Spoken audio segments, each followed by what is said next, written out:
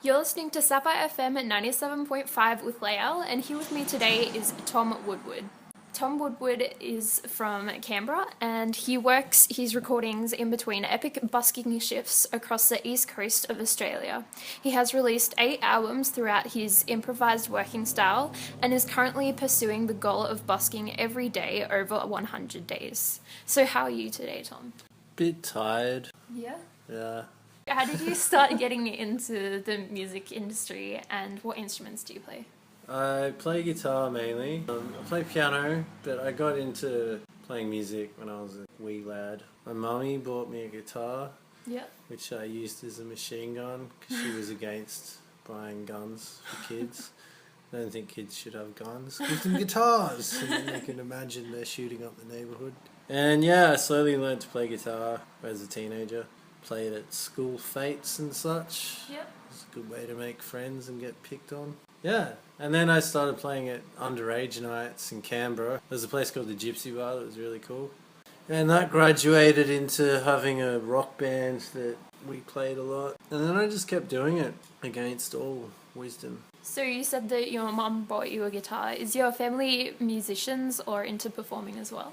Yeah, they're into performing. My dad's a theatre director, and he used to play guitar and sing a lot when I was a kid. And I never could understand. He'd be singing and I'd run up and start talking to him, and I'd be really offended that he'd just keep singing. I'd be like, but I'm here. Yeah, so that is true. Can you tell me about the kinds of songs and albums you create, and who or what has influenced your music? Well, when I was starting out, I was really into all the stuff that was on the radio at the time. It was the only thing I could have access to, like Nirvana and Guns N' Roses and stuff like that. And from there I kind of like looked into the bands that they were influenced by, so it was like a lot of like 80s underground rock kind of stuff. Yeah, then I really went through a Bob Dylan stage. I was obsessed with Bob Dylan, and I started writing like 10-minute songs with like 20 verses. And from there I've just kind of like decided, I want to make music that sounds like something. Like I'll get into like concrete music and start recording samples, and I don't really know many people who do that, and so I just look up like the innovators and then listen to them. Yeah. So it's kind of like the reverse of like being influenced by people, but being like, I want to be influenced by these people, so I'll find who they are. So can you tell me who you have collaborated with and what bands you have been involved in? I was in a band called Weekend of Noise when I was in high school, and now those guys don't play music anymore. Then I was in a band called The Henchmen. I'm trying to think if I've collaborated with anyone worth mentioning on this radio station. I don't think I have. Okay. Can you tell me a bit about your 100 days of busking and when you started and how long you busk for every day? Well, I started that project 13 days ago. I call it a project, but really it's just a self-indulgent money-making escapade. I took Good Friday off because everywhere was closed, and I haven't gone busking yet today, and I really don't want to. Today would be day 13 or day 14. And usually I try and busk for a minimum of 4 hours a day, and for as long as I can possibly busk for while it's still worth busking, while there's still people around. Yeah. Yeah. Do you have any other future goals you would like to complete after your 100 days of busking? Yeah, I want to learn the saxophone and be able to like compose, like to write music and arrange music for other musicians to play with. And I'd like to actually play in a cruise ship band for a while, just to like do something completely different where I have to be disciplined and play music I probably hate. So what do you enjoy most about the music scene in Canberra? I like the house concerts. There's a lot of like little house gigs, usually put on by Nigel McRae, who's the Canberra Musicians Club guy. He currently runs Smith's, which is a good venue. I like the Phoenix Bar because they have a lot of like good rock bands and stuff. It's a bit small, but it's good small. It's like everyone knows each other, and yeah. Yeah. So where else have you travelled with your music, or where else would you like to travel with your music in the future? I'd really like to actually go to parts of Africa and learn how to play tribal drums, but I'm probably too white and middle class to actually do that.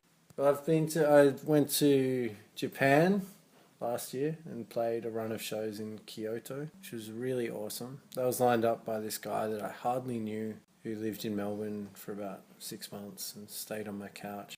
And he couldn't speak English at all back then, so we kind of communicated with like waves and pointing at CDs that we liked and stuff. Wow, that's really cool. And then when I went to Japan, I couldn't speak Japanese at all, so it was kind of similar, but yeah, that was fun. Yeah.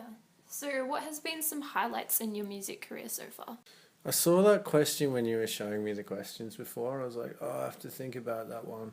Because I know there have been highlights, but I can't think of any. So I'll say that, Or anything you're most proud about doing in the music industry? Not really, actually. That's a really sad response. I'm not sad. I swear I'm really happy inside. It's just my sad exterior. I'm not really proud of anything. And I've played, there's things that I could go, oh yeah, I supported a bunch of bands that I like. But I don't know. It was exciting, years ago, putting out an album and getting on a record label and being on Triple J for a bit. Stuff like that you're like, yay, I'm on the road to rock and roll heaven. And then you get kicked off the road and you're like, oh no, I'm just in the wilderness. So what do you like most about the music industry, and is there anything you would like to be changed about it? Yeah, it'd be great if there were less musicians and more people who listen to new music. Yeah. Because at the moment, there are definitely more musicians than there are people who want to hear new music. Yeah. Most people who listen to music already know what they want to listen to, and they're on Spotify or whatever, and they just listen to the shit that they've grown up with, excuse my French.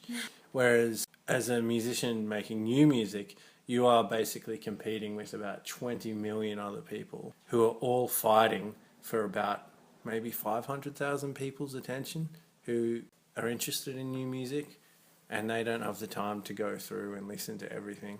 No one does.